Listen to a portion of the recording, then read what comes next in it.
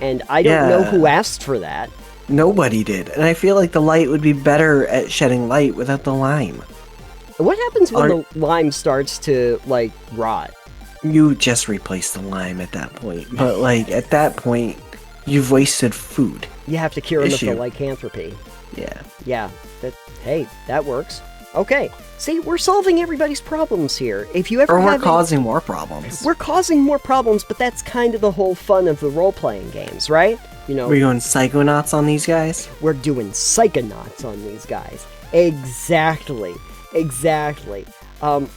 was the teacher that was always so happy and always knew how to do stuff, and then you go into her psyche? Mila? No idea, didn't play it.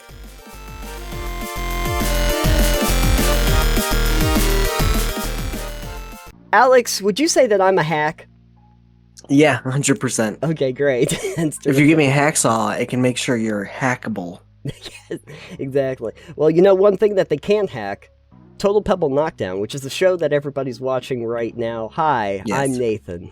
I'm Alex, and please do not hack our website. That sounds not ideal. And it also is a really, really pointless. There's, like, no gains to be had by doing that. Truth. Alex, I thought I'd start us off with something kind of wacky, kind of fun. Okay? Okay, I'm listening. All right, okay. Have you ever heard of this thing? It goes around the internet a lot about life hacks. You ever heard that? Yeah, okay, I see where you're going with this. Yeah, exactly. Okay, so I was looking online the other day, and I found this video from 5 Minute Hacks. Okay? Oh, jeez. It's about gaming hacks. 13 gaming hacks that you should know. And I saw it, and I was like, oh, I have to show this to Alex. So, great. So here's what I thought we would do. I'm going to show you this video, and for the people who are just listening, I'll try to explain what's actually going on. And then after each one of them, I want you to rate it on a scale of 1 to 10. 1 being burn it with fire, and 10 being I must go and do this right now. Okay? Okay. What's 5? What's 5? Yeah. If I get to it, I think I'll try it. Oh, okay. All right, I'm gonna do this thing because I've never seen this video before. Let's go. Okay. It says best racing games gadget. Yes. All right, we've got a Pokeball on a plate. Why are we sharpieing a plate? We are sharpieing a plate right now. All right, hot glue and a phone case and. Yep. Yeah. Okay, mm-hmm. so. Mm-hmm. So I feel like this is okay.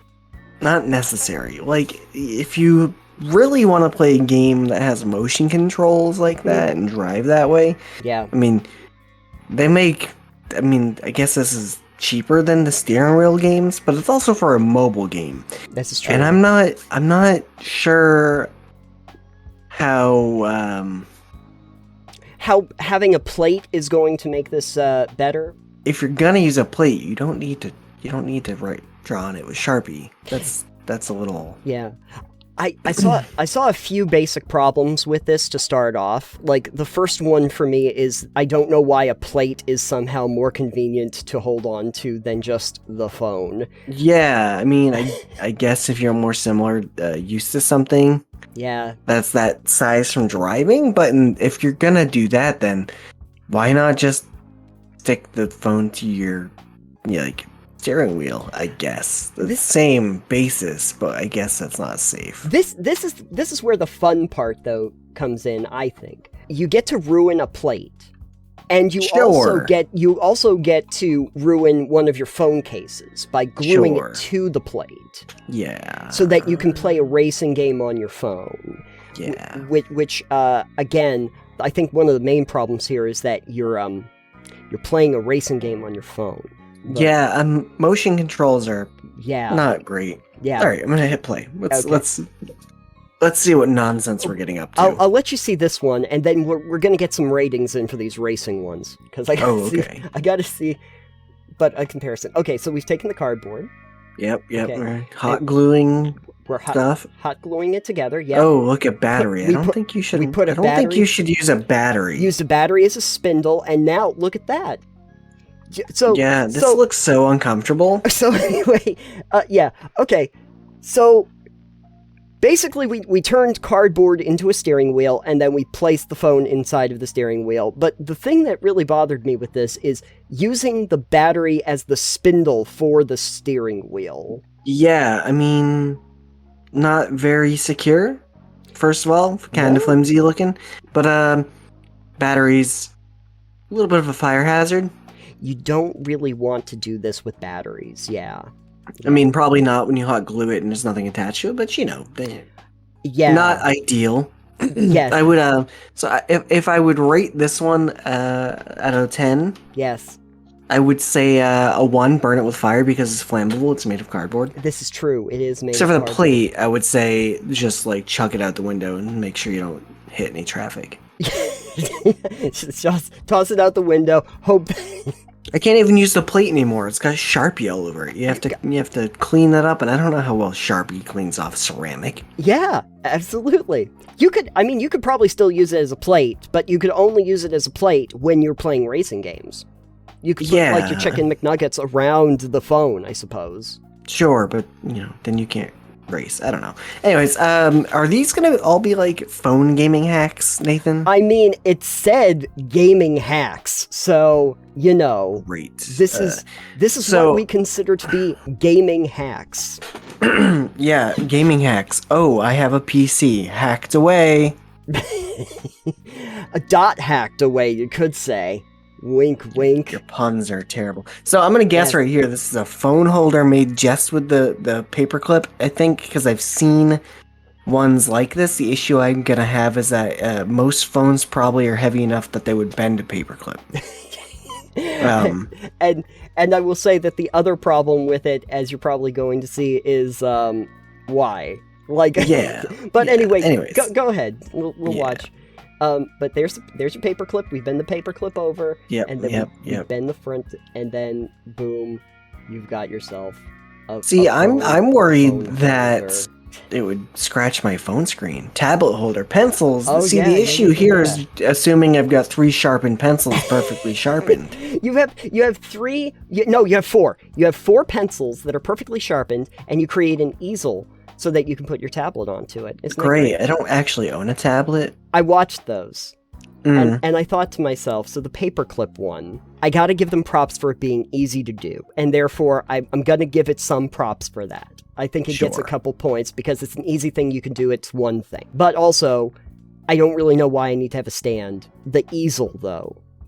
I mean, in that case, like, Crave downstairs has a iPad, and it has a case, which, I don't know if you've seen these cases for them, but you open it up and then you fold it and it turns into a stand itself. Yeah, they make them that way now. Yeah. Like, for a while. I mean, sure, if you only have like $1 to spend on materials to make a stand, I guess that is workable. If you had $1 to spend on a case, why would you use it to spend on 4 pencils and 3 rubber bands to make a makeshift easel? For your tablet? In that case, I would probably just save the $1 because clearly I need more money. Also, why did they sharpen the pencils? What did the sharpened pencils have to do with anything? I don't know. Apparently, they just want to make sure you knew they were actual pencils. Oh, yeah. If they're not sharpened, you don't know that they're pencils. I will reiterate, 5 Minute Crafts is, I believe, very notorious for their crafts being garbage. I don't know why you would. I don't know why you would give that impression. I'm pretty sure that a bunch of those 5-minute hacks or whatever. This is 5 Minute Crafts Tech. This is a totally different channel. Oh, okay. It's like half the time you see stuff like that, it's all fake. So I'm hoping I find some of these that we can clearly debunk as fake. Okay, great. Well, right now, however, the one did I rate the last one? You did not rate these 2. 5, I guess. If I really were in a pinch and needed it, I'd use it, but I'm not going out of my way for it. Okay. If it's I don't have anything to hold my phone up and I really just need my phone tilted there, sure, I'll use a paperclip if I have a paperclip. Sure. Now I know. Thanks. Now you know, and knowing is half the battle. Okay, this next one, though. This one said lime lamp. I'm assuming it is just any citrus-based, battery lamp. Only one way to find out, Alex. Only one way. Okay. So first off, you're assuming I have an LED. and some wires. Yeah. Okay, so there's that. Okay, so we put a dowel into the lime, and then we put you're actually turning the lime into the lamp? Yes. What? Okay. Okay. So pause for a second. Okay. I just hold on. First of all, okay. So first of all, you're wasting a perfectly good USB cord. Yes. Yes. On a light source. Yes. But like you have to cut. It doesn't show you how to cut the cord and strip the cables out so you can do this. So it's missing some of the steps that you would need to take. The important electrical things that you might need to know before you do this. Yeah. Yes. But like, so I guess the USB is just useful. It does stuff on its own end. But why do you need a lime lamp? Why do you need a USB plugged in lime? In case you get some tequila and you need a readily available lime. I feel like there are better objects to use if you need a light source, like an orange lime. No. Like putting the source of light under a glass of water, which would diffuse it a lot better, I think. Oh yeah, no, that sounds like a perfectly reasonable idea. But I mean, on the plus side, though, you now we're get not here for reasonable. We are going to say though that I mean, so we took a USB, we wired up with some Scotch tape or whatever they used, an LED. You stuck it into a lime. You plug the lime into your laptop, and now you got a lime lamp next to it. And I don't know who asked for that. Nobody did, and I feel like the light would be better at shedding light without the lime. What happens when the lime starts to like rot? You just replace the lime at that point. But like at that point, you've wasted food. If you're playing a pirate game, okay, this might help you ward off scurvy. Do we know if this interacts with the game at all? And if that's the case, then I think that this finally there's a reason for it. There's totally a reason. Maybe this is because you need your moment in the limelight. You need your moment in the limelight, and you've literally created a limelight. So there's that. This is great. I want to see this on stream. Anyway, 1 to 10? Boy. I guess 10. Because obviously I'm gonna just fill every USB port I have with lime lights. I just want to see you take every USB port, put a diode into it, and just put it all in fruit bowls. Just pop it into all the things. Yeah, I thought this was gonna go in a different direction. I thought this was gonna be using the lime as a source of power. Yeah, that's what I thought too. And so then 10 out of 10, 10 out of 10, did not expect. Yeah. Side note, if you're going to use a fruit as a source as a battery, which is what I thought, you don't just use one hole for each diode and that you put in it. You actually can put multiple holes into one fruit. Yeah. So the trick would be, instead of like one nail in one lemon, for instance, how they do the lemon batteries, you do a nail and then a piece of copper or whatever. Instead of doing one and one, you could put that full of like 10 nails and 10 things of copper in one lemon, and it would give you way more battery power. Just here's your life hack from me. If you only got one lemon, but you have 50 nails and 50 pieces of copper, you can make that work. When life gives you lemons, you make lime lights. You make lime lights. Yeah. Yeah. So this we're gonna move on. This is like a surreal picture in front of me right here. It's so good. It's so good. We're using good liberally. Yeah. All right, what's next? All right, what do we got next? Okay, we've got a stretchy, gooey mess. It looks like silly putty. Okay. A little like silly putty. Okay, so we take the bowl. We get some school glue. Are we making we slime? Get some coloring. We get some soda. When they say soda, I'm assuming they're using like baking soda or soda of bicarbonate. No, I think that they literally just take soda pop and they put it in there, and now no one smells calls it delicious. soda pop. So we're just making a slime. Okay, cool, great. Okay, but they're going to show you how this can be used for gaming. They're going to show you. Just wait. Oh, okay. Because right on the bat, you know. There. What? See? What? You can put it onto keyboards. I don't understand what the putty was doing on the keyboard. Like, okay, I think... Is it used to clean it? I think that's what it's supposed to be used for, is that if you put the putty down and it's the hardened glue, that it will lift up stuff that's on your keyboard. Sure, I'm afraid that it would get stuck underneath my keys because I have a mechanical keyboard. Well, yeah, that's always a concern. As opposed to these low-profile keyboards they've got here, which have no gaps and no stems or anything underneath them, like a mechanical keyboard. A little different. Goo putty creating ditto, I think. For like, what do you think that is if you were to rate the ditto putty? 1. I'm not doing that to my electronics. Fair enough. I mean, this next one, you'll also wonder what you're doing to your electronics. So. I mean, obviously, I'm just pouring stuff on it. Yeah, we poured coffee on the keyboard. So I don't drink coffee, so automatically 1 out of 10. Tea. We'll say it's tea. Or cocoa. Hot cocoa? Sure, okay. Okay. Yeah, I often spill hot cocoa all over my keyboard just like this. Let's see what's happening. Okay, cool. All right. There we go. All right. What? Was that the whole thing? Just pour coffee? That is the life hack? Yep.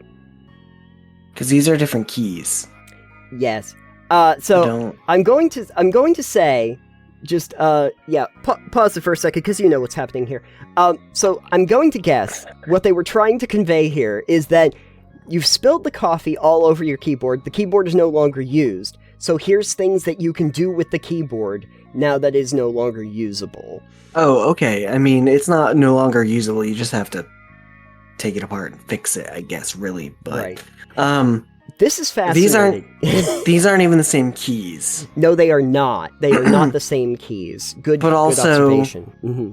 But also, who has a random clock motor sitting around? Yeah, so this one was fascinating for me because it assumes a few things. First of all, that you've taken all of the function keys off, that you've put them onto a CD, and don't forget you clean them of the tea and or coffee or hot cocoa that you spilled over them first. Right. Of course, as you pointed out, it's a completely different keyboard, so that would also be the reason. But anyway, so you take the spindle part of the clock inners you just happen to have around, and you put it through your CD, and then you put the little function keys all around to make a little clock, and then you put the hands of the clock on the top, which, I gotta be honest with you, points for creativity, but I, 1, don't understand how that's a gaming hack, and 2... It's not. None of these have been gaming hacks, but the first one. and two, what was the point of this? I got a crappy clock out of this. A really crappy clock. Not only is it terribly, look at the placement on that. None of those are, like, it's not even. That looks so bad. This is not a Swiss watch that they built. But also, where are you putting it? Where are you going to put this? You're going to hang this on your wall? Be like, fancy decorations. You make a great point. There's no way to hang this. They didn't even put a thing where you can hang it. I'm going to say, though... Hold on. I would also like to say, where are we getting this DVD from? Who has blank CDs lying around still? I mean, I do. My mother does. Yeah. But also, who has blank CDs lying around? I don't have a computer with an optical drive. Why would I have any of these? Okay, so here's the thing, though. I'm gonna make a defense because I have a feeling that you're leaning low on the rating scale of this one. Yes. Okay. Most of them have been pretty low, Nathan. Okay, so I'm gonna try to make a defense case for this. For you, okay?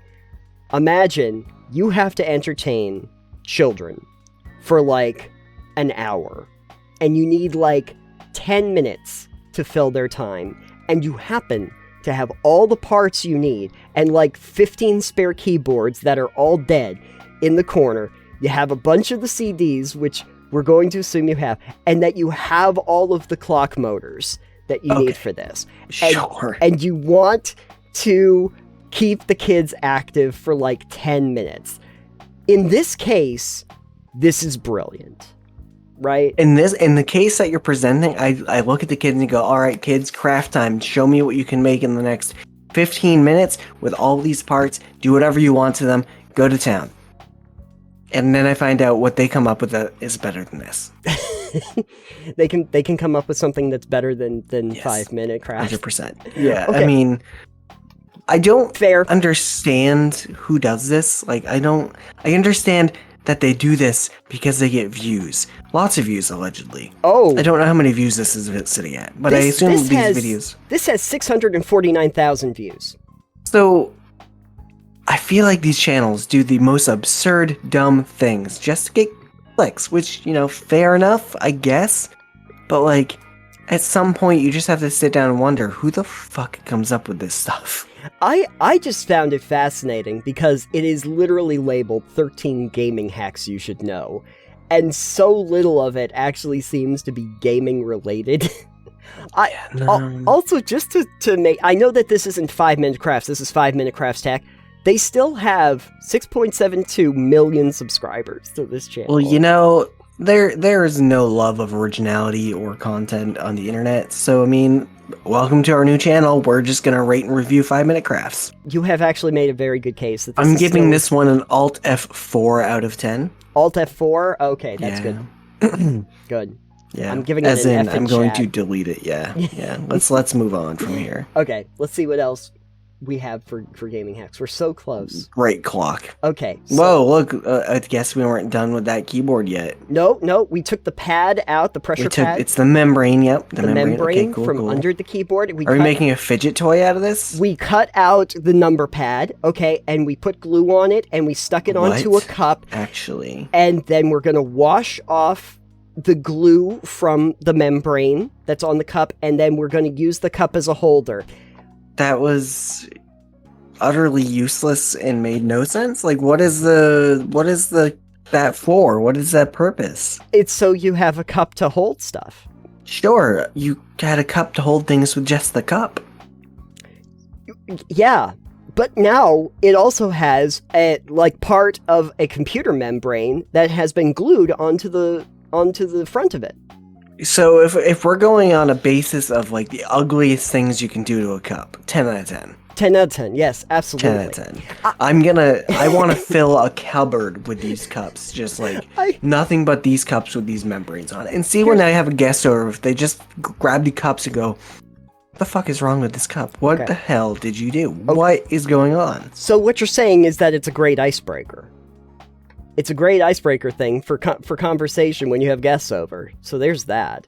And they'll ask you, how did you do that? And they'll understand that you are the stupidest person on there. Yeah, and then I will no longer ever have anyone coming to my house ever. No. Now, here's the thing, though. I feel like I keep having to make defenses for this, just because why not? Devil's advocate. As a piece of dadist art, it's pretty good. Like as a dad? No, a dadism. Hobby horse. Right? As a piece of datist art, it's not bad. It's terrible, Nathan. As absurdity. I like absurd things. I don't like this.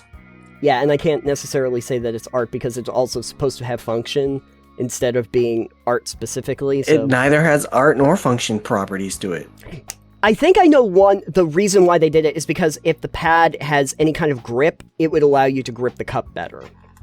Sure, I could do that with a million other... You could do that just with the hot glue itself. Just glue your hand to the cup. Yeah, just make little dots of hot glue on it, and then perfect. Look at that. You've got... Oh, yeah, that would grips, actually be... And they look better, and they function better, and why am I even trying to...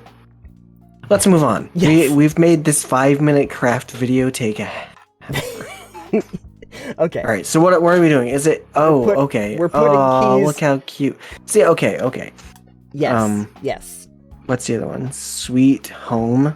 Sweet so, Home. okay. Yes. So that one I would give a solid, 8 out of 10 if you have a nerd in your life who really enjoys the keyboards and, Yeah. You can put the keys and make little sayings inside of the frame. Sure. You're going to need more than one keyboard if you have any duplicate letters, but it's fine. Yeah, sure. If you've got a bunch of garbage keyboards you need to do something with and you want to make some customizable little art pieces like that and someone might actually enjoy it, go for it. I think it would be better as a shadow box, but, sure. A solid 7, 8 out of 10 maybe. It's not a terrible idea, I guess, if you have the right person to give that gift to. First of all, I'd like to say, why does Slenderman have his arms in the screen? Yeah, Slender Man really loves to get involved with these videos, and also that kind of explains the whole, like, oeuvre of 5-minute crafts. Yeah. So we're gonna Slender Man was behind it the whole time. This explains it. We're not gonna make fun of this person's arms, despite how janky they look. It's an odd angle. It's a very odd angle. But It's anyway, a very odd angle. it only stays on screen. Ooh, another keyboard. We fixed it. Shift in. We took everything off again. Okay, so we took... Okay, first of all, I would like to ask, what is the macro key? The macro key is something that they probably had on older ones. I don't see it here. Sure. It's not on. So just for the people that are just listening at home and wondering what we're so concerned about, basically they took keys off of a keyboard, they hot glued them onto a ring, and they are now wearing the keys of the keyboard on the ring. I could see this as like the low budget brass knuckle that says someone's name on it or something like that. Just if you want to write something across your knuckles. Maybe you're too poor for a knuckle tattoo. Those are expensive. If you want to look like you are like hardcore and you're going to like CES and you want to have some brass knuckles for the Consumer Electronics Show or something like that, I think that that's perfectly fine. I don't necessarily think that this is a great idea to like walk around with, like just going out on the street and maybe this is high fashion in Silicon Valley. This is high fashion in Silicon Valley. Yeah, this is what you see Zuckerberg wearing. Zuckerberg takes Control-Alt-Delete, puts them on the rings, and just, like, unfriended. It deleted. Yeah. Just delete. I just unfriended you. That's how it works. Silicon Valley style. So, this one gets a 1. Burn it. Also, burn everything that we've seen so far. But, let's go. Okay. We're gonna... close. Oh, look at that. Great snack. We've got more keys. Yes, you can eat these. I love all these. Okay, so... All right. So we've got a chain with keys on it. Yeah, and now we put Control-Alt-Delete. There you go. Control-Alt-Delete. Wow. Okay. There we go. Oh, we're using more of the keyboard. Oh, I mean, I guess... jewelry. Okay, now see, this actually feels like something that might be useful. Sure, if you're already in the process of, like, taking a keyboard apart and you need something to hold jewelry, why not? I guess this is fine. I see nothing wrong with it. Solid 5. What is this, anyway? Because you've taken... This is, like, under the membrane. It would be a protected thing or something. Oh, it's maybe? It's a plastic piece that has all the holes in it that go through the... Okay, so... And then you can use the holes to make the necklace, or the earring holder. Yeah. There's a lot of jewelry in this segment. For a lot of these gamers have a lot of jewelry, Nathan. I don't know I know that we don't bling it out very often on here. We should. But, back in the other room, I've got, like, just gold chains for days. I should have kept some of my old keyboards and done this and just worn it on stream. Yeah, 100%. Damn. Time to go get some more keyboards and destroy them for this. Yeah. Oh god, this one. Is this I feel like I've seen this before. Yeah, I've seen this one before. I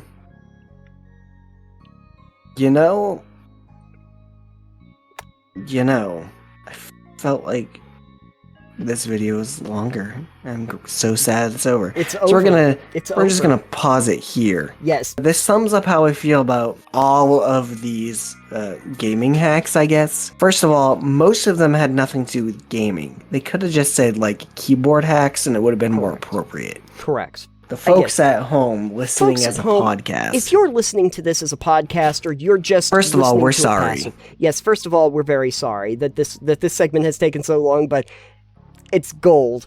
Anyway, what has happened is we have taken a cardboard box. We have cut a hole, like a little round semicircle, in the side for us to put our neck through, and then we have cut atop the box a place for the phone to go in, so that we can now lay on the floor, put the box over our neck so our head is encased in the box, and our phone is now staring at us from a loft inside I would like of to this mention that box. they're laying on the floor. So, like, not only are they covering their head in a cardboard box with their phone above their head to give them a Yes. dark, because you want a dark place. It's great for your eyes to be staring at a screen in a dark, in secluded area. darkness like this. Yeah. But also, like, they're laying on the floor, which sounds so comfy.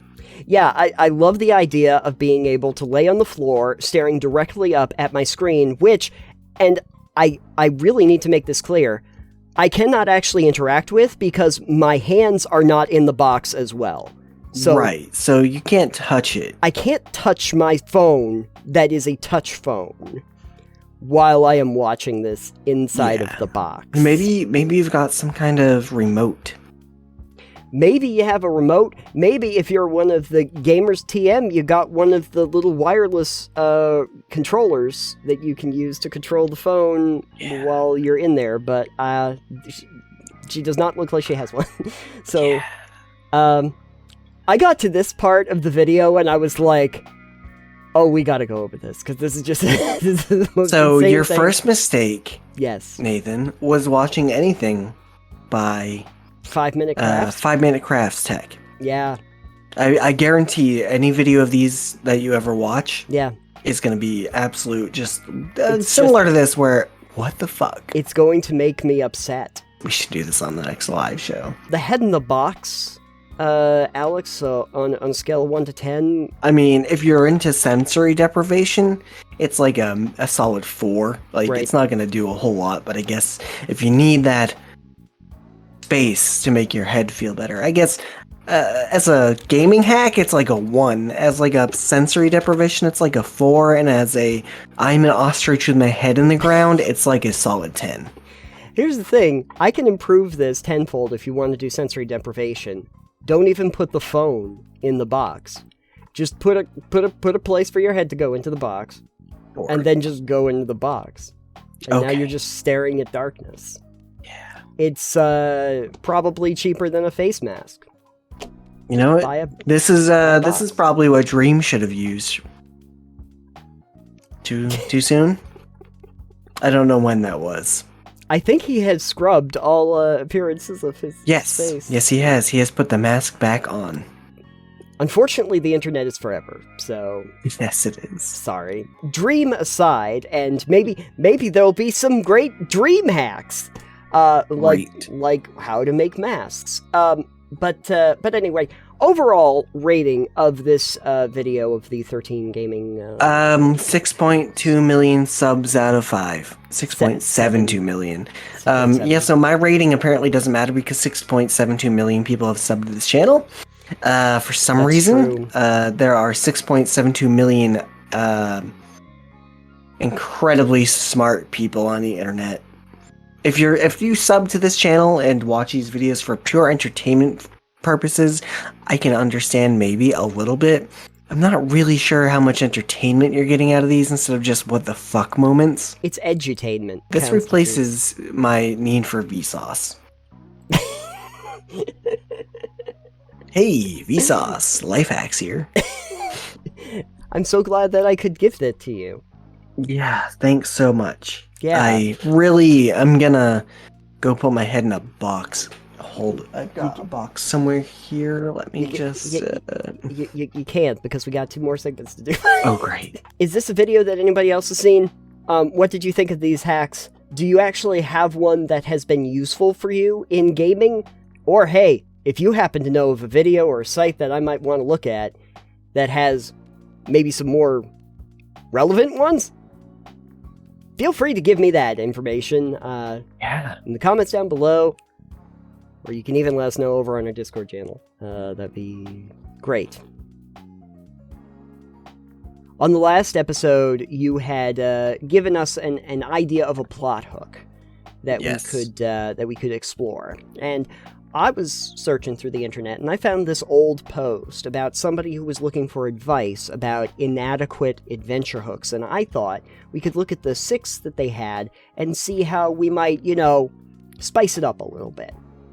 This is pretty definitely an old spicy. post 5 years ago. Oh yeah. So I'm gonna guess that with they've 10 already tried this. upvotes and 14 comments. I'm wondering how far down you had to go to find this. It was a trip. Anyway, the post from AD&D, by the way, Reddit thread for AD&D. Imagine, if you will, a big city police detective has retired to a sleepy little village and has the bright idea of setting himself up as a private eye. Hoof and Horn Detective Agency. Save the world, yada yada, or at least stave off boredom. Cue montage for totally inadequate adventure hooks, with the highlight being help Timmy find his lost dog. I'm looking for examples of these for a group of eager but still wet behind the ears adventurers, level 2 to 3, in your typical starter village on the frontier pseudo-medieval setting. These would be helpful for steering the players toward choosing the more enticing adventure I've put prep time into, roleplay opportunities to get to know the local NPCs, maybe even finding the first ever so innocuous clues that lead to a bigger mystery. And they have given 6 examples of what they think their inadequate adventure hooks are. And so I thought we would look at them and just quickly kind of get an idea of what we might do to, spice it up a bit. Sure. I'm wondering why they're calling them inadequate adventure hooks. So, are they not enough? I don't think that there's enough here to really flesh out. They haven't fleshed these out. They had basic ideas, and they're looking for more to them. Let's just do the first one, and maybe that will explain more. Okay, so escort a wagon of supplies to Badger's Pass. There have been sightings of wolves on the moor, and the wagoner is nervous. Now, I can kind of understand what they're talking about here is basically an escort mission, but yeah, great. Wolves. Everyone loves those. And there's wolves. Okay, there's wolves, and it's an escort mission. So we might need a little bit more to make this interesting, especially if it's supposed to be some kind of a detective agency. Maybe there's some kind of mystery involved here. However, I'm going to say that there's a real easy thing to do. Those wolves, they're werewolves. Yeah, and the bag, the supplies are supplies for, it's full of meat. Full meat. It's full of meat. Full of meat. Somebody had decided that that wagon, they needed to sabotage it. So they replaced whatever they were carrying with meat to attract the wolves. Yeah, no one noticed. No one noticed. I don't really like escort missions. I don't think anyone really likes escort missions. No. So protect us. It's okay, but are you planning on getting attacked? Because I would like an escort mission that flips the script where it goes, hey, I need someone to you just play guards. But nothing happens. Nothing happens. Nothing happens. Or here's a fun idea for an escort mission. Tell me if you like this idea. You script it so that the people that you're escorting do die. And the rest of the mission is trying to figure out how they were killed while you were not looking. You turn around and they're dead. You set up a camp. You go off into the woods to, water the trees, right? And you hear back at camp, and you come back and the entire group is just dead. They're just stabbed in the heart. And somebody has run off with the stuff that they were carrying. Oh, see, even better. I think it'd be great if, while you're not looking, the people with the, running the wagon disappear. They don't die. They just vanish. Oh. So now, instead of being able to finish your escort mission, you've got this wagon of supplies. Yeah. And either you need to find it, or maybe you take the wagon to its destination and they blame you for the disappearance. Yeah. Yeah, there's an idea too. Yeah, that kind of spicing that up. Yeah, it gets spicy. Hey, now you're on an actual mystery. And that's good because we're trying to make detective stories. Okay, cool. Carpenters have arrived to rebuild the bridge. They need timbers from Deepwood. The lumberjacks need some guards. Who knows what dangers lurk in the woods? Also, assistance from a druid to advise on sustainable forestry. Okay, so it's not just an escort mission. Yeah. It's an escort, but also find a druid. Also, you got to get a druid. And also, it's a little bit like Catan, and we're doing resource management. So. Great. I think for this one, it should be more interesting because the druid doesn't really want to help you cut down trees. Or maybe the woods that you want the trees from, dryads. Yes. So you've got to bargain with the dryads or defeat the dryads to be able to get these trees you need. That'll spice it up a little. Maybe the druid really doesn't want you to cut them down. Maybe the druid is only going to help if you help them replant a grove. I don't know. Here's another question that I have that might be worth exploring. Who wants to rebuild the bridge? Town, I assume. Maybe. But, like, what if somebody decided that they wanted to rebuild the bridge because they're trying to form an attack, and it's going to be way easier if they rebuild the bridge? How did the bridge get broken in the first place? Yeah, what happened to the bridge? Who destroyed the bridge? Yeah, that's the mystery you've got to solve that you didn't know that was there. Why is the bridge out? And it turns out that, like, they knew that there was a raiding party that was going to be coming across, and so they destroyed the bridge, and now... Sure. And now somebody who wants the raiding party is funding the bridge rebuild. Even better, why did they need to repair the bridge when the creek that runs underneath it is dry? Ooh, that's always a good idea. Ooh, what if the druid had destroyed the bridge? What if the druid destroyed the bridge because there were all of these people coming into the woods to try and destroy the tree, to cut down the trees? So if we destroy the bridge, maybe they won't come over anymore and cut down the lumber. You know? Sounds about right. Yeah, hey, spicy. We're getting spicy here. Farmer Fenton has a problem. A badger has been attacking his chickens. What is with the badgers? Badger. Badger pass. Badger's been attacking. Okay. First of all, if a badger is attacking the chickens, sacrifice the chickens. You don't want to deal with the badger. Or sacrifice the badger. I think the badger is going to have a problem with that. Honey badgers don't care. The thing about it, you can't do anything with badgers. I swear, there should be an ultimate legendary monster, and it is just a normal badger. Great. Yeah. Great. Anyway, okay, so the badger's attacking the chickens. I don't know. You stop the badger, or you relocate the chicken. I don't really know how to make this more interesting than that. That's the entire thing. Yeah, that's very inadequate. A badger's been attacking the chickens. Great. Why is this my party's problem? The farmer can deal with the badger. Right. Unless, like, the badger came out of nowhere, or it turned out that it was actually, like, another one of... Maybe it was that druid from before. Yeah. Are we talking like a dire badger? A very large badger? Are we talking about a fiendish badger? Are we talking about some monster that needs to die? Because, like, the farmer can get a crossbow or a bow and arrow and take care of a badger himself. That's probably true. Hey, here's a way that we could spice this up, though. What if the badger could talk? Oh, yeah. Then he's like, but I really need these chickens. And we go, swiper, no swiping. And then he goes, the swiper's a fox, I'm a badger. Here's an idea. The farmer thinks that the badger is actually attacking the chickens. The badger is actually liberating the chickens, because he knows that the chickens are going to go to slaughter. That the farmer's going to kill off the chickens. So the honey badger is actually an animal rights activist and decided to take the chickens and keeps carrying them off. Yeah. The badger is just the farmer who's been cursed with lycanthropy. Oh. Or sorry, not lycanthropy, I guess just being a were-badger. He's a were-badger. When they go to bed at night, they turn into a badger and attack their own chickens. Oh, yeah. So now it ties in with the wolves from before, I guess, if you want. Yeah. But, yeah. Now you gotta solve this guy's issue of having...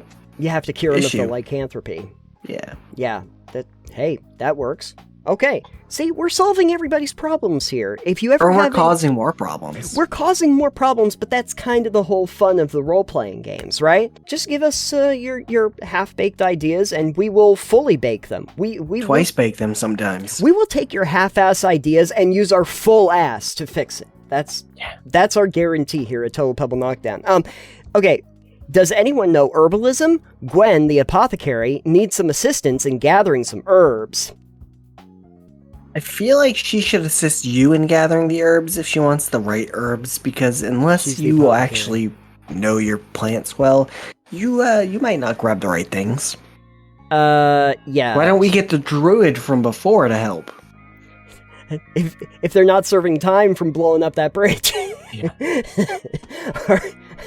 I think for this one it'd be easier to spice it up by going, yeah, the apothecary needs a bunch of this plant. But it looks very similar to this other plant that is actually, like, deadly poison. Oh, yes. That would be something fun. And if you can't properly identify it, this is where like your herbalism skill would actually come in very handy. But if you can't properly identify it, the apothecary Gwen makes the wrong thing and ends up like poisoning everybody. Great, I love it. Yeah, no, that or maybe they only grow in a certain area that has these deadly monsters or some other situation going on there that you have to deal with. Maybe these herbs only grow in moon pools under a full moon, and the moon pools also attract the lycanthropes we've been dealing with. That's true. Oh, I can flip this on a script a little bit too. I think I can do this because we don't know anything about this Gwen. We don't really know anything except that Gwen's an apothecary.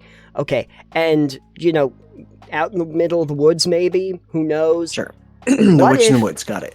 What if the reason why it's so hard for her to find these herbs is because these herbs actually are poison? Like, she's specifically looking for herbs that are going to be poisonous, so that she can sell it to people that she doesn't like. She's trying to create a poison. And if you have the right herbalism skill, or if you can find out, twist is she's trying to create the poison, and you have to be able to figure out that she's doing that. Oh, well, would you care? It depends on who she's targeting, or maybe you have to investigate that. It's an investigation. So, and then later on you find out the local lord was killed by a poison made of this stuff that you found. Oopsies. Oh no, he was probably in charge of rebuilding that bridge. Yeah, well, comeuppance, I guess. There's a lot of people that just did not like that bridge. Okay. Odard the Bard.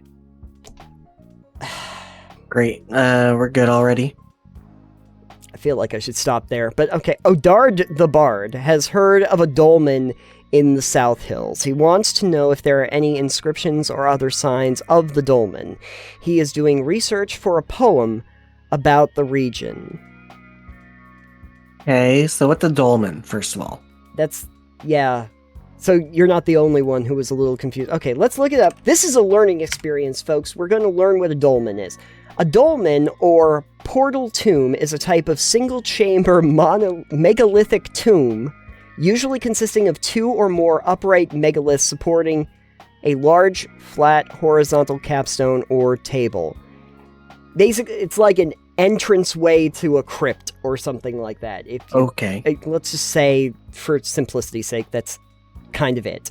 There's a dolmen there, wants to know if there's any inscriptions or signs on it, and doing research about a poem for the region.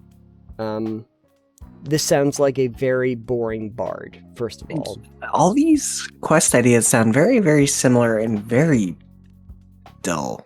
Yes. I mean, This sounds like another escort and identify quest. I gotta be honest, I like the idea that these were kind of left open because, that leaves room for the imagination. But at the other point, I'm not particularly intrigued by anything here. I feel like these are the ones that you see on the notice board that have been left there because no one wants to take them because they're boring. When Geralt gets into town and is done with, the big monster hunts, we need to find the frying pan. So now we're doing the frying pan mission from the board. How do I make this better? Reading the inscriptions summons the ghost of the tomb. Oh, yeah, there's a good thing. Ooh, the bard was the ghost. Had to read the inscription to resurrect himself. His body was in the dolmen the whole time. Oh, there you go. That is... He's making sure that someone buried him appropriately. Yes, exactly. Or, turns out that the bard, kind of a necromancer. Likes to raise the dead. Maybe that's what maybe that's fair. That's fair. Yeah, he wants to make sure the person inside is that legendary Draugr lord. The poem that he's writing about the region is about him. Oh, the poem is just Jabberwocky. It's all good. Yes, exactly. If anyone's ever wondering about what Jabberwocky was about, Vorpal Sword goes Snicker Snack. It was literally Odard the Bard that thought that up, so... Sounds about right. Great. Okay. This next one, though, I do kind of love this. It's so simple. The Lord Swan has got loose, and it has a mean temper. Yeah. Well, there's nothing you can do here. The geese are gonna geese, and boy, they'll bite you. Yeah, I mean, it's a swan, so... Oh, but swan. whatever. Are swans mean? Are they as mean as geese? I don't know. It was called Untitled Goose Game, not Untitled That's Swan fair, Game. I guess. Not Swan Game, but I don't know. I guess swans can be kind of nasty. You know? Well, the goose laid the golden egg. Maybe the swan lays silver eggs. Maybe the swan lays silver. Maybe. I don't know. I think the quest is perfect. Yes, exactly. You just go, the swan got loose, has a mean temper, and obviously you kill the swan. And then bring the severed head of the swan back to the Lord and say, I have found your swan. Yes, but unfortunately when you bring it back, the Lord goes, that's not my swan. And then he points, that's my swan. And it's really a cockatrice. It's really a cockatrice the whole time. Yeah, or it's a mega swan, like this giant swan. It's a giant swan. It's a It's swan. Giga swan, yeah. Giga swan. And hey, you know what? Then you find out that swan was actually the pet of like one of the town's children, and you've now severed the head, and you have to go get Odard the Bard, who is able to resurrect people. It all wraps around. Yeah, so that you can get the swan back together. That's what happens. Or perfect. Oh, even better, the swan. It was actually a were-swan, and it was one of the characters you met earlier that you have now killed as a were-swan. And maybe it was the druid. These wrap in... Here's the great thing, is that when you look at all of these adventure hooks, right, you can see how, like, even if they're inadequate, you can keep, like, working off of each other. The events of one... Just keep bringing them into the next one, and the next one, and the next one, and before you know it, your disparate group of half-baked ideas become fully baked. Yeah, and then the town gets destroyed by a giant swan. Swanzilla. Swanzilla! We gotta make Swanzilla a thing, folks. There is an update, which I think is interesting. The Great Swan Chase worked very well. The really nice thing was that Chase Down the Swan also introduced the PCs to a variety of NPCs, including especially the other NPCs with totally inadequate adventure hooks. TM. Farmer Fenton was most annoyed with the ragtag mob chasing a swan through his field of vegetables. He demanded compensation, or at least a favor regarding a badger. Ah, I see. So the swan chase ended up leading into the badger issue. My question is, why are these jerks running through the field of vegetables? Yeah. Chasing the swan. But also, why is he not planting his vegetables in rows that you can easily navigate through? Well, the thing about it is, right? No, it's fine. It's fine. Okay. Move along. Folks, if you have any half-baked ideas that you would like us to thoroughly unbake for you, just let us know in the comments down below, and we'll do something. A while back on the show, we were looking at tropes, and some of the common character tropes that go out there, and one of the ones that I wanted to explore a little deeper was the Mary Sue, or Gary Stew occasionally, as or whoever they are, or Marty Stew. Anyway, the point is that the archetype is basically this character that has no real flaws, excels at everything, solves problems very easily, is universally goody two-shoes liked. Usually as well. The goody of twos and shoes, yes, exactly. There's no flaws involved, anything like this. And it is generally considered among writers and such that this is bad. This is a negative thing, and that it does not make for interesting characters. Now, here's the thing, though. I'm going to be contrarian today, because I'm feeling that way. I'm feeling spicy, okay? We already spiced enough things up, Nathan. You're being contrarian to my contrarianism. Yes. Okay, great. I'm going to say, maybe actually the Mary Sues are not bad. Maybe the Mary Sues are not bad. Here's my opening thesis statement for you. Okay. A lot of our most popular characters in fiction are Mary Sue characters. Or anti-heroes. Well, yeah, no, anti-heroes are very well known, but, like, if I were to tell you, like, Captain Kirk, Yeah. James Bond, Superman, and despite my best efforts to avoid the series, Bella Swan from, like, Twilight, right? What's her last name, Swan? Yes. Don't you love how this wraps back around on itself? I didn't ever know her last name. That was the swan you were chasing down! Great. Okay, anyway. Great, no. Yeah. Okay. But seriously, a lot of these very popular characters that we know from mythos that people have very strong feelings about could fall into that genre of a Mary Sue. And it's not like people want them to be anything but that. You'd feel weird if we started talking a lot about the inherent flaws or problems associated with characters that are supposed to be almost larger than life and universally beloved as symbols. I thought Bella was written so vague and nondescript on purpose so that you could insert yourself here. Well, there is a big crossover between, like, that archetype and also the self-insert. Because there are a lot of writers that will use a self-insert character who is really good at stuff. And it doesn't always work.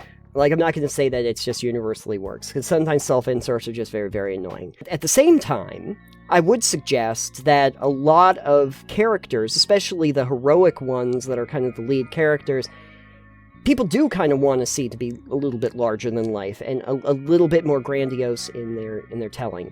And they might have flaws, but you don't necessarily see people as upset if they don't have flaws. You know, Superman has basically the couple problems, the couple hang-ups, which is that kryptonite hurts him, and that he can't see through lead. This is pretty much it. Well, I mean, I guess, yeah. And also that his homeworld was destroyed. Yeah, I mean, that's not a flaw on his part. That's just a tragedy in his background. But at the end of the day, Superman kind of defeats everybody by being a living god, right? And like, the world loves Superman, and he overcomes these problems, and if he can't see through lead, well, there's a workaround. Just destroy the lead, right? Like, just run it out. Kryptonite, not very common, pretty easy to get around. When it comes to, like, James Bond, what flaws does James Bond usually have? I mean, sometimes in a few of the tellings, like in Casino Royale, like, he deals with the tragedy of, like, Vesper Lynd and stuff like that. But sure, generally, any situation he comes across, he can handle. All the ladies love him. They fall all over him because it's James Bond. He succeeds in pretty much every circumstance, even when the younger agents come along and are kind of like going, yeah, I'm good at this. He's still holding his own against all of them. But we wouldn't want James Bond to be different than that. That's the problem. I mean, I would, but that's not the point. I don't think people would go to see the James Bond film if he was, like, I don't think really people currently go to unsure. see James Bond film. Well, it's had its ups and downs, but the point is, it's still a very well-known franchise. I don't necessarily see that as a problem, especially if you look at it from a starting point of a character. Like, you can start a character off there, and then the conflict, the plot, can revolve around them learning that that the world is not all rainbows for them. That they evolve from that point. A lot of the storylines, when you start thinking about it, like when you have like a James Bond, I'll just go back to my James Bond example for a second. But James Bond is like the best agent in MI6, you know, and so much of the character arc is just about James Bond is just great at everything. But then every time the movie comes along, there is a conflict that has to be resolved. And once the conflict happens, now there is momentum, there is kineticism in order to get from point A to point B. And so this is a character arc that can come into place. But you started from that very rudimentary idea of the character being basically flawless at the start. So you need a story where it shows that they're not flawless? I'm thinking that you could create a character that was that kind of archetype, just flawless, knows everything, understands it all, just prepared. Somebody that in traditional media would be likable. Yes. But in a role-playing game with friends Relatable. would be insufferable. Exactly. But you can take that and you can play with that. And you could take a character. This is my thinking. What if you had a character that everybody always assumes is that archetype, right? But once you actually dig in, turns out they actually aren't. They're incredibly flawed. It's all a facade. It's just on the face. And you have not dug into the character. What would happen if we actually dug into the characters that take on that archetype and looked under the surface and explored that further? You know, We're going psychonauts on these guys? we're doing psychonauts on these guys. Exactly. Who was the teacher that was always so happy and always knew how to do stuff, and then you go into her psyche? Mila? I No can't idea. remember. Didn't play it. You happen to bring up a game that I really love, but I know. actually that's a really good example though, because she's supposed to be like the fun party teacher, and you go into her head and it's literally like a dance floor, you know, where you're bouncing around and it's all happy. But when you get through like the cobwebs and you get to the emotional baggage that's in there, the secrets that are locked away, you realize that she had a tragedy in her past that she has repressed so much that she doesn't even like to talk about it when you confront it.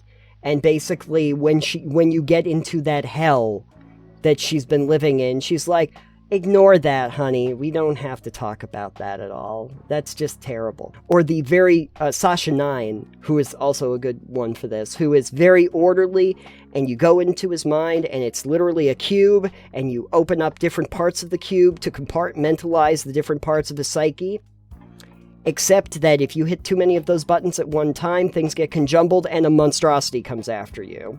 Sounds about right. Because it can't actually deal with it past the compartmentalization. Those are things that I think are very interesting, because you start from a place where the character is indeed seemingly perfect on the surface. And it's only through a course of exploring that character deeper that we actually learn the complexity of it. And I think that actually works better than trying to explain the tragedy or the flaws of the character up at the front.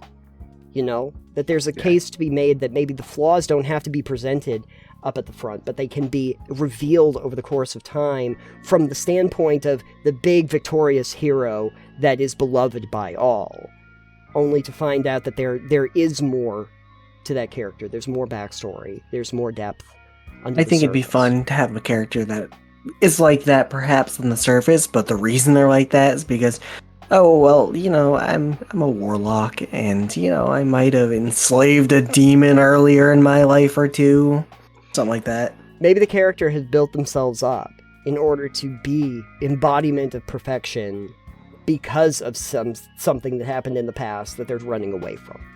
Yeah. You know, that's kind of what you're hitting on, is that idea. Maybe in my past life I was a criminal and accidentally burned down an orphanage. Right. So I just feel like it's one of those archetypes we touch on occasionally, and I just think that it gets a lot of hatred without realizing why you can utilize it to great effect, and that there can be characters that embody that can be worked on and played around with a lot. Yeah. It can definitely be. Yeah. And then having like cracks in that facade appear over time. Yeah, can be fun. I think that's an interesting idea. We have so much in popular culture that's about superheroes and super soldiers and you know, people living in space, you know, super advanced space people and wizards and everything. And Wizards. Yeah, exactly. Some of them are space wizards. And they seem these larger-than-life characters, and that's cool, and that's fine.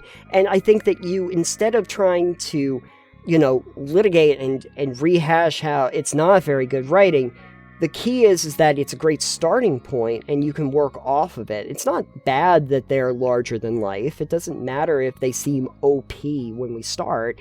The key is what you do with it after that in order to make them something more interesting. And I'd like to think that a lot of those stories, especially some of the best stories, like you could probably make a case that like Batman and the Dark Knight or Bruce Wayne, besides the one tragedy we always know comes up about his parents dying and him getting avenged, like there's a lot of things that he can do that just transcend what you normally think of, like just being able to have like a photographic memory and being the world's greatest detective and also being this rich billionaire that has all the tech at his disposal and can deal with all of these super criminals. But some of the best fiction that came out of that was where he gets tested on that. Yeah. Where the Joker has like the Killing Joke and has to test him to see if his resolve, if his control can actually be tested, if he can give him that one really bad day. And that gives characters more depth when they actually have something like that. But you build off of the idea of being this almost larger-than-life perfect character. Sorry, another example from Justice League was the episode where a alternate version, a different universe version of Batman, his Flash had died, I guess. Oh, okay. From something, and racked with grief, that version of Batman decided that he would never let any of his friends die ever again. By doing so, it was, instead of letting them live, he went on a rampage capturing versions of the Justice League that were still alive from the main universe. So he was like, all right, cool, I'm going to capture them, put them in stasis. They can't die if they're in prisons, you know?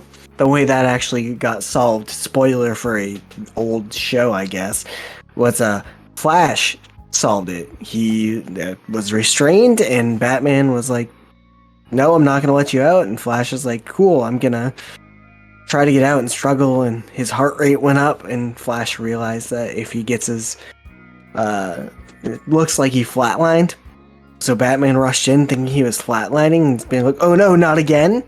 And turns out, when he unstrapped the Flash beat the snot out of Batman. The mainline universe was like, how'd you like do that? And he's like, oh, so I realized I can just move fast enough to make it look my heart is flatlining. Yeah. Because it's beating so fast. So he's like, yeah, I did that. And it's like, Batman's like, didn't know you can do that. And he's like, I didn't either. Yeah. We've learned something important. Yeah. So that was fun because you see Batman again, notably a sort of a Mary Sue kind of vigilante. He's not always on the right side of the law, but whatever. Yeah. So you see him doing something because, oh no, this tragic thing happened and I want to do the best, but it's morally not great. And then the Flash rising to the occasion by doing something that he didn't know he could do. And I do have to say the Flash also kind of falls into that archetype a little bit. Besides, again, the tragedy that he experienced by like seeing his mother die when he was young and his father getting arrested Flash? for it. Yeah.